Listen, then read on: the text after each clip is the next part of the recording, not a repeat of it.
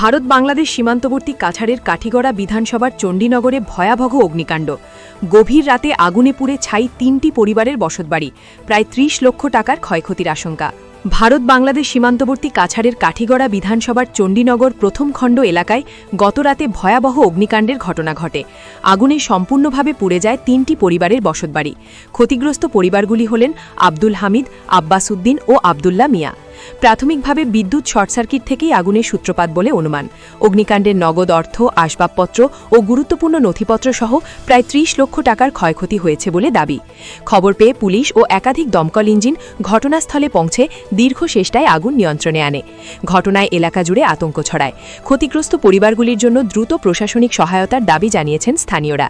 কাটিগড়া থেকে সমীন্দ্র কোয়াল, ঈশান বাংলা নিউজ।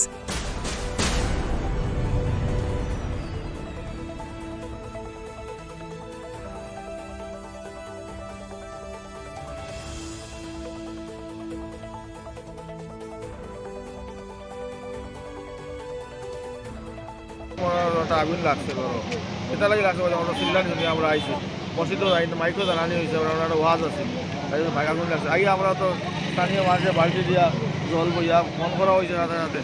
ফালানির গাড়িটা আগে আইছে, এরপরে আইছে বদলপুর গাড়ি, কাটিগড়ার গাড়িটা এরপরে আইছে এবং আইয়া মাতাল অবস্থায় ড্রাইভারটা হওয়া গেছে ভালো বলে, গাড়ি চালাইতে পারে ওজার অবস্থায় আছে।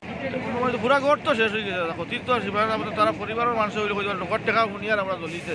আর তো চাই সামান যেটা আসলো পালং, আলমিরা কিবা